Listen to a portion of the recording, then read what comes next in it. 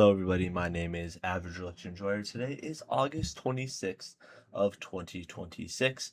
Today I'm going to be going over the August 25th primary races that occurred, and I'll go from, sort of the lowest, the bottom of the totem pole in terms of just entertainment value, I guess you could say, competitiveness, and sort of make our way up to the top.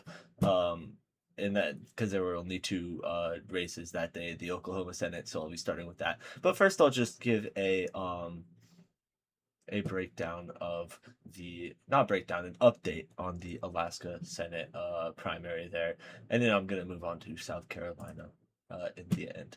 And of course, there was a pro-Republican drop that occurred a few days ago, but the latest drops that have come in have been very favorable for the Democrats in this election.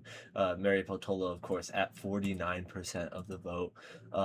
Incumbent Republican Senator Dan Sullivan at 42% of the vote, 76,000 votes to 65,000 votes, with Daniel Sullivan Jr., who many believe is actually being voted in by Democrats who are attempting to vote in another Dan Sullivan to sort of siphon votes away. Now, it's kind of a situation, if you didn't know, Alaska is ranked choice voting, which means top four candidates advance from this primary, and then voters have a choice to list up to two candidates.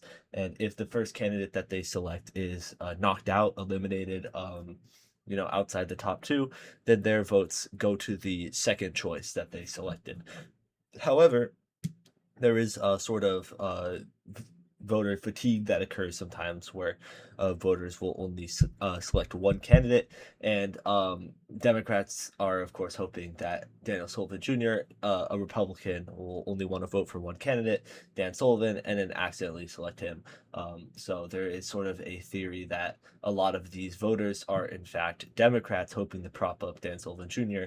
into having lower propensity Republican voters sort of vote for him and only him, and that could push him, or that could push Mary Peltola over Dan Sullivan if this does in fact become the close race that many are in fact expecting. And then of course, David Leslie and Gerald Hikes. David Leslie, of course, having the advantage initially, only up by 40 votes total. And these last drops are Democratic.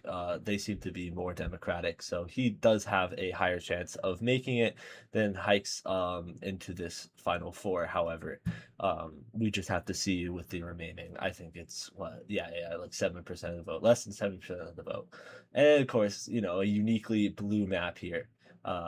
In Alaska, the vast majority of these state house districts going to the Democratic Party here. And interesting, you can see the Democrats doing well in the rurals, which is, unlike most other states, being the native Alaskans tend to vote Democratic.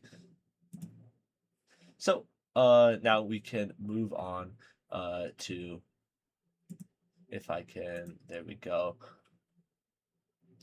Move on to the Oklahoma Senate primaries here, where we had Kevin Hearn take out the win in a fairly uncompetitive primary. He won every single county, getting 267,000 votes. Gary England getting second, getting only 51,000. So congrats to Kevin Hearn for winning this primary for the Republicans. And then for the Democrats, Nikila Thomas, sorry about that, taking out the victory over Jim Priest, getting 45. Oh, there's actually a runoff. Sorry, I didn't know that. Oklahoma. So Jim Priest and Nikila Thomas are going to be advancing to this runoff. Of course, this is a much more colorful map. Different candidates doing better in different areas. Thomas doing well in Oklahoma City, which is where the vast majority of the Democratic vote is coming from.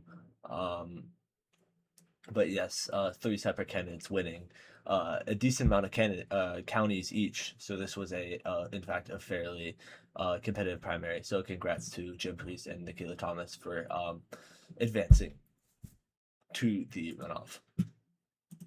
And then finally, we have the South Carolina Senate primary special results, with Darlene Graham defeating Ralph Norman. Um, sorry, is this just making sure? Yes, this is the 25th. Cool. Darlene Graham taking out the victory over Ralph Norman. Um, sorry, it's not showing the. Sorry about that. For whatever reason, it was showing the initial general blanket primary. This is the runoff that occurred on the 25th, where we had Darlene Graham defeat Ralph Norman. You could see both of their bases of support are very obvious. Ralph Norman's base being up in the northwest over here. This is where his congressional district is. This is where you expected the majority of support coming from him. And he had two huge counties, Spartanburg and Greenville, really producing a lot of votes for him. However, they would not be enough. With Darlene Graham putting up big numbers in a lot of these other counties here.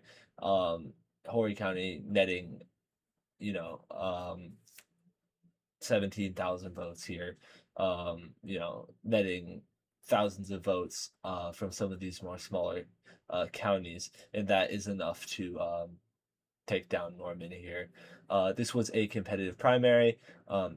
This was a contentious primary. Darlene Graham, of course, being Trump endorsed. Ralph Norman running against sort of both of them, I guess you could say, and doing a fairly good job, coming pretty close in this runoff. At one of his rallies, he mentioned the president endorsing her, and the crowd actually was booing. Um, but Ralph Norman, of course, being a politician, um, sort of left that topic.